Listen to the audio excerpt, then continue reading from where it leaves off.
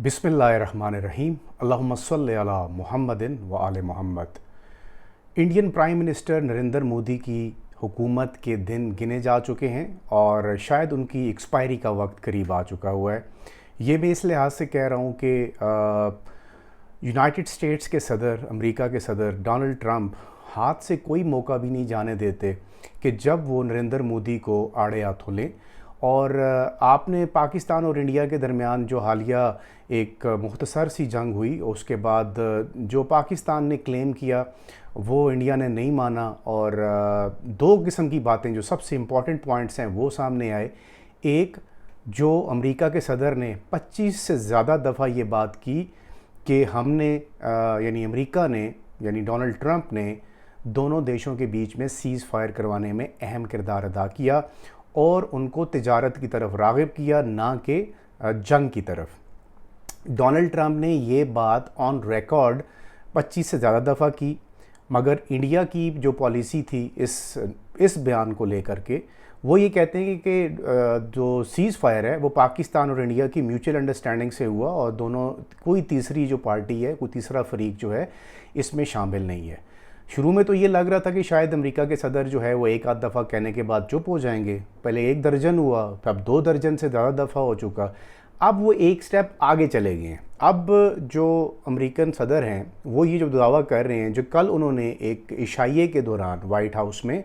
बड़ा दिलचस्प एक और बात की। उन्होंने यही बात जारी थी कि पाकिस्तान इंडिया की कशीदगी के हवाले से वो बात कर रहे थे और साथ ही उन्होंने एक इशारा दिया जिसमें कहा कि जी कुछ त्यारे जो हैं वो 5 के करीब त्यारे उनका ख्याल है कि वो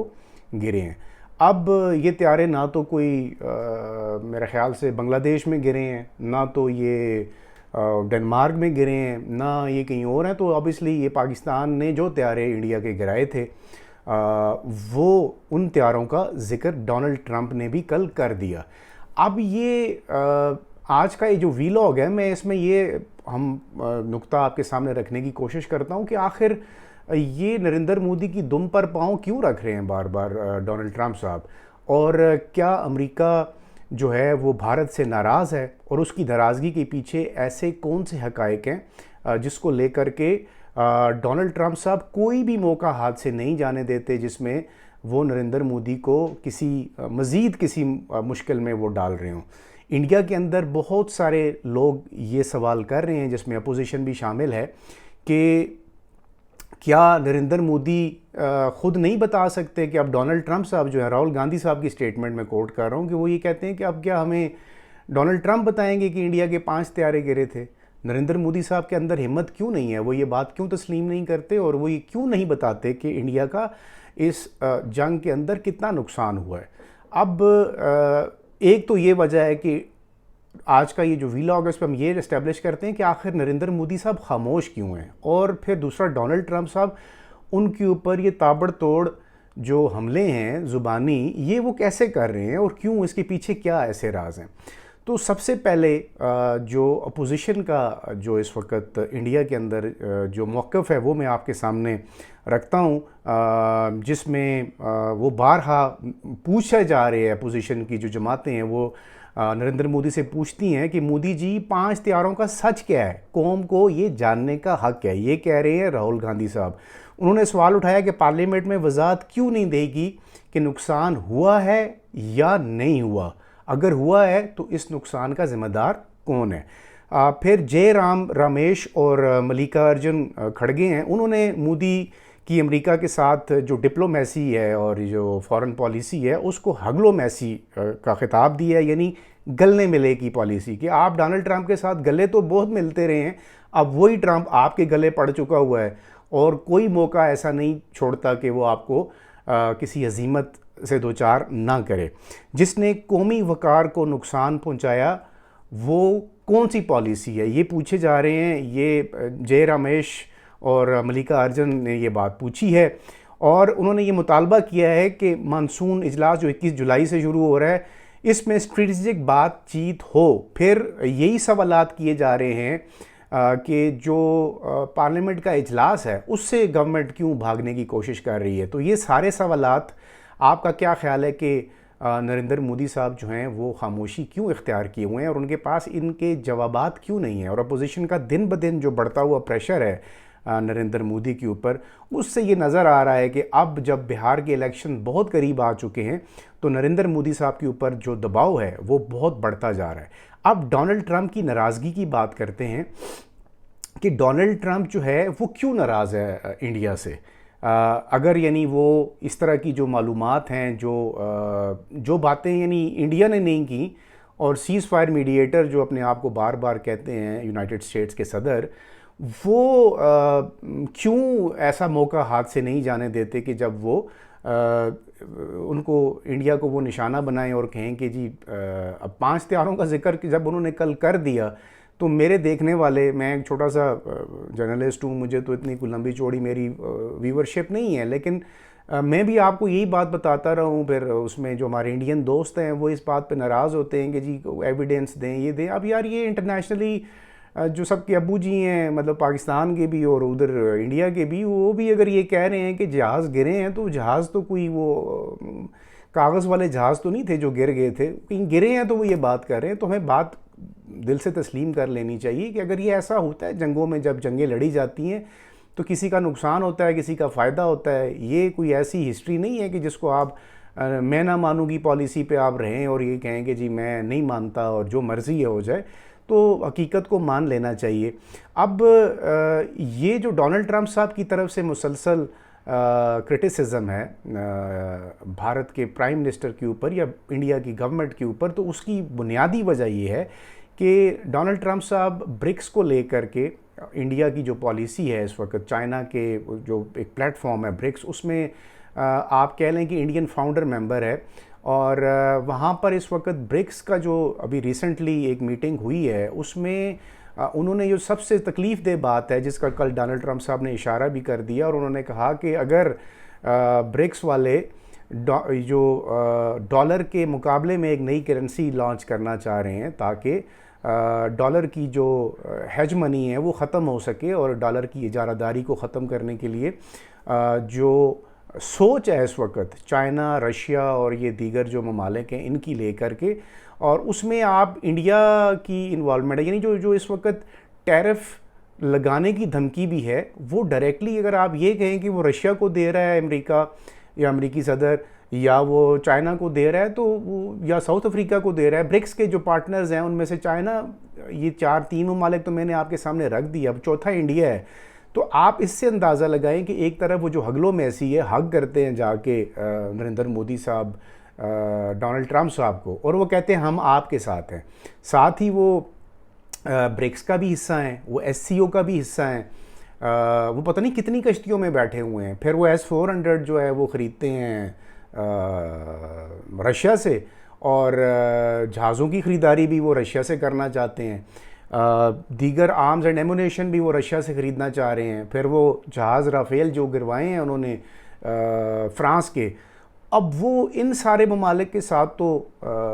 जुड़े हुए हैं। और इंडिया की अगर हिस्ट्री आप देखें तो उनका ज़्यादा झुकाव हमेशा रशिया के साथ रहा है, और माजी में जितने भी रिलेशंस ज़्यादा उनके क्लोज़ रहे हैं, स्ट्रेटेजिक रिलेशंस की बात कर रहा हूँ, वो ज़्यादा रशिया के साथ रहे हैं। तो अब दुनिया की सिचुएशन बदल चुकी हुई है। अब आप ब्रिक्स का हिस्सा हैं तो आप फिर चीनी सदर से भी मुलाकात करके उनको ये यकीन दिलाने की कोशिश करते हैं कि हम आपके साथ ट्रेड करना चाहते हैं। साथ ही आप एक कश्ती आपने वो पकड़ी हुई है, दूसरी कश्ती आपने रशिया वाली पकड़ी हुई है, तीसरी कश्ती आप क्वाड के अंदर भी आपने लुच फ्राई किया हुआ है। तो आप इससे, ये वो वजूहात हैं जिनके ऊपर डोनाल्ड ट्रंप साहब जो हैं वो खासे नाराज़ हैं, और वो ये कहते हैं कि अब अगर मैं इंडिया का टूर करना चाह रहा हूँ तो उस टूर से पहले वो नरेंद्र मोदी की जो स्क्रू हैं वो फिक्स कर रहे हैं ताकि उनको ये बताया जा सके कि वो अमेरिका के रहमो करम पर हैं, और अमेरिका के मर्ज़ी के बगैर अगर वो किसी दूसरे ग्रुप में जाएंगे तो उनको बहुत सारी फिर इस तरह की जो चीज़ें हैं वो बर्दाश्त करना पड़ेंगी। अभी अमेरिकी इस हिसाब से अमेरिका ने कौन कौन सी वार्निंग्स दी हैं वो मैंने कुछ नोट की हुई है, मैं आपको बताता हूँ। ट्रंप ने ब्रिक्स ममालिक पर 10 से 100% तक इजाफी टैरिफ लगाने की धमकी दी, ख़ासकर अगर वो डॉलर की जगह कोई मुतबादल करेंसी या BRICS करेंसी, ये ब्रिक्स करेंसी यानी वो अगर तश्कील देंगे तो ये टैरिफ लगाया जाएगा। अमरीकी सेनेटर्स ने भारत, चीन, ब्राज़ील पर जोर दिया है कि वो रूस से तेल खरीदे जाने पर 500 टैरिफ लगाएं। ठीक है जी, ये अमरीकी सेनेटर्स ने ये मुतालबा किया है डोनाल्ड ट्रंप साहब से। ट्रंप ने रूसी तेल पर 100% टैरिफ का भी जिक्र किया है। ठीक है जी, फिर भारत को टैरिफ से दूर रखने की ख्वाहिश के पेश नज़र वाशिंगटन मुज़ाकरात जारी रखने पड़े। पाकिस्तान, चीन और US के दरमियान मल्टीलैटरल ट्रेड डील की तवक्को जो है वो बढ़ रही है। पाकिस्तान का तो मेरे ख्याल से टैरिफ का मामला शायद इसी महीने, आप देख लें, इसी हफ्ते वो सेटल डाउन हो जाएगा। हमारे जो फाइनेंस मिनिस्टर हैं वो वहाँ पर हैं और अमेरिका के अंदर हैं, और लग ये रहा है कि पाकिस्तान का तो मामला क्लियर हो जाएगा। लेकिन अब जो इंडिया वाला मामला है टैरिफ का, वो बहुत सारे कल मेरे देखने वाले थे, वो उन्होंने कमेंट भी किया कि आप टैरिफ के ऊपर भी बात करें। तो टैरिफ के ऊपर बात, आपका जो इस वक्त इंडिया है वो इस वक्त डोनाल्ड ट्रंप के निशाने पे है, और वो जो बातें कर रहा है, जिस तरह से डोनाल्ड ट्रंप ने बारहा ये धमकियां दी हैं, और ये जो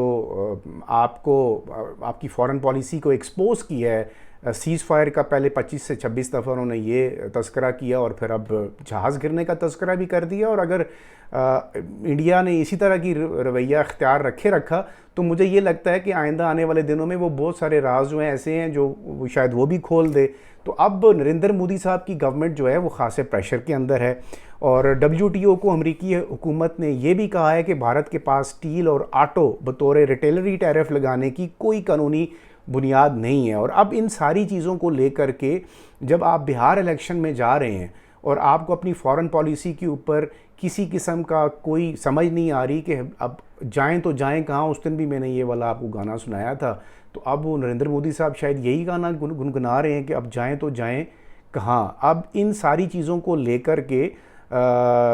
जो जयशंकर साहब हैं, जो फॉरेन मिनिस्टर हैं, जिनका मुझे लगता है कि अनकरीब उनकी छुट्टी हो जानी है, और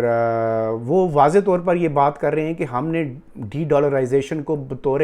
मुतबादिल करेंसी इख्तियार करने का मंसूबा नहीं बनाया, ये उन्होंने वजाहत दी हुई है। फिर भारत ने ब्रिक्स को मजबूत बुनियादों पर तस्लीम किया, लेकिन इसमें इख्तलाफ मुख्तलिफ ममालिक के मफादात की अक्कासी करता है, ये भी वो कह चुके हैं। ठीक है, और भारत बैनुल-अक़वामी लेन देन में United payments in tariffs UPI जो है, ठीक है, जिसे मुकामी करेंसी या डिजिटल पे निज़ाम की तोसी पर जोर दे रहा है, ना कि ब्रिक्स करेंसी पर। ये अब उन्होंने वजाहत दी है ताकि डोनाल्ड ट्रंप को वो खुश कर सकें। जो इस वक्त आपके सामने मैं अगर ये कहूँ कि इस पूरी जो सिचुएशन है उसका क्रक्स क्या है, जो अपोजिशन की तरफ से नरेंद्र मोदी साहब को पूछा जा रहा है और फिर डोनाल्ड ट्रंप साहब की तरफ से उनको छेड़ा जा रहा है, तो उसके पीछे एक ही बात है कि डोनाल्ड ट्रंप साहब ये हैं इस वक्त नरेंद्र मोदी साहब को ये बता रहे हैं, बारहा ये बताने की कोशिश कर रहे हैं कि आप मुख्तलिफ़ कश्तियों के सवार मत बने, और अगर आपने ये कश्तियाँ ना छोड़ी जिनका मैंने अभी आपको जिक्र किया है, चाइना रशिया वाली, तो फिर इस तरह के उनको इक़दामात जो हैं वो उनका सामना करना पड़ेगा। और फिर जो आप अपने यूनाइटेड स्टेट्स को स्ट्रेटेजिक पार्टनर के तौर पर देख रहे थे, शायद वो ख्वाब आपका फिर अधूरा रह जाए, और आइंदा आने वाले दिनों में फिर बहुत सारी ऐसी तब्दीलियाँ रोनुमा होने का ख़दशा है। क्योंकि पाकिस्तान के साथ जो इस वक्त यूनाइटेड स्टेट्स के ताल्लुकात हैं, यकीन करें मुझे तो एज ए जर्नलिस्ट डर ही लगता है कि जब इतने अच्छे हो जाते हैं तो उसका मतलब ये होता है कि कुछ ऐसा होने वाला है कि जो माजी में भी हमने देखा कि बहुत अच्छे ताल्लुकात जब अमेरिका के साथ रहे हैं तो उसके बहुत सारे खुमियाजे हमें भुगतना पड़े हैं, ख़ास तौर के ऊपर जो इस वक्त हमारे मुल्क के अंदर जो टेररिज्म है, जिसे अब इंडिया फ़ंड करता है। इस टेररिज्म की बुनियाद जो थी वो अमेरिका के साथ दोस्ती की वजह से पड़ी थी। तो अब पाकिस्तान के साथ जो अच्छे ताल्लुकात हैं वो यकीनन अमेरिका के और पाकिस्तान के, वो भारत के लिए किसी भी तरह से अच्छे साबित नहीं होने। क्योंकि अगर पाकिस्तान की तरफ जो जिस तरह अभी अमेरिका जो है वो अपना असर रसूख दिखा रहा है और उसके साथ दोस्ती के जो मतलब बातें चल रही हैं, जिस तरह वो पाकिस्तान को एंटरटेन करना चाह रहा है, तो उससे ये लगता है कि इंडिया जो है आइंदा आने वाले दिनों में ख़ासी मुश्किलात का शिकार हो जाएगा।